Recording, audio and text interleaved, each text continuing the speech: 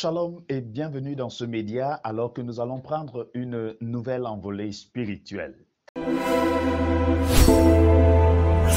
Je bénis le Seigneur qui permet à ce que tous les jours nous puissions être nourris spirituellement. Aujourd'hui, nous n'allons pas déroger à la règle. Avez-vous remarqué que les êtres humains sont des très grands comédiens ou alors des acteurs? Tous, nous jouons des rôles, nous faisons semblant d'être ce que nous ne sommes pas.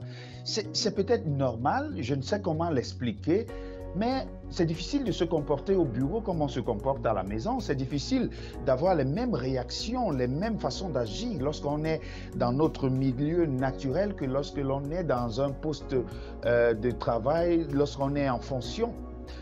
Alors le pasteur va être pasteur à l'église, il va prêcher, il va marcher à petits pas, il va essayer d'être doux et calme et patient. Mais il se peut qu'une fois arrivé à la maison, il devienne un lion, un pharaon, quelqu'un de rugissant, de pas tenable du tout. C'est vrai pour le pasteur, c'est vrai pour le médecin, c'est vrai pour le Bayam Selam et pour tout le monde. Nous semblons plus ou moins jouer des rôles selon que nous nous trouvions dans un contexte ou un autre. Passons. Il est une chose également qui est vraie, c'est que nous les hommes, mais singulièrement les Africains, nous sommes tactiles.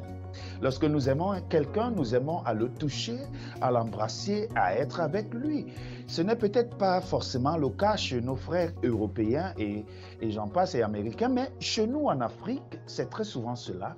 Nous savons nous toucher et nous parler. Il se peut que ce fût également le cas, c'était le cas, et c'est même le cas en Israël au jour d'aujourd'hui. Lorsqu'on aime, on s'approche, on touche, on est tactile.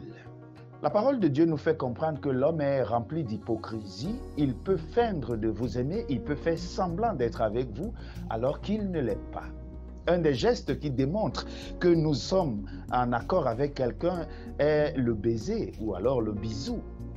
Mais savez-vous qu'à travers le bisou, un homme a été trahi? Je parle ici de Jésus-Christ. Lorsque nous ouvrons notre Bible dans le livre de Matthieu chapitre 26, le verset 49, il est écrit « Aussitôt s'approchant de Jésus, il dit « Salut, Rabbi » et il le baisa. En d'autres termes, il lui fit un joli bisou. Mais ce bisou en fait était le signe, et le signe qui montrait aux autres, c'est lui que je suis en train de vous livrer. Combien d'amis vous font des bisous par jour? Combien de frères, d'amis, de connaissances, de collègues vous embrassent chaque jour et vous poignardent dans le dos? Je prie afin que le Seigneur vous donne à tous un esprit de discernement, afin que vous puissiez voir et entrevoir qui est pour vous et qui est contre vous. Le diable viendra à vous avec des paroles flatteuses, avec des gestes aimables, avec des gestes affectifs, seulement pour que vous soyez pris dans son piège et qu'il puisse vous dévorer comme un loup cruel. Seulement, si nous avons Jésus de notre côté, alors nous pourrons démasquer le diable. Nous pourrons démasquer les amis qui n'en sont pas. Nous allons avoir la capacité de démasquer ceux qui nous jalousent, ceux qui ourdissent des plans contre nous. Le Seigneur les mettra en nous, si et seulement si nous sommes connectés à Jésus-Christ.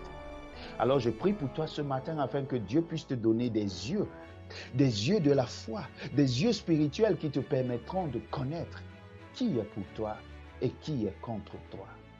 Prie. Notre Dieu, notre Père, nous te bénissons de nous donner la force, mais surtout, nous te bénissons de nous donner la force et la capacité de connaître ceux qui sont des nôtres et ceux qui ne le sont pas, afin que nous puissions marcher en toute sagesse et en toute confiance ici sur terre, le temps qui nous restera à vivre. Au nom de Jésus-Christ, nous t'avons prié. Amen.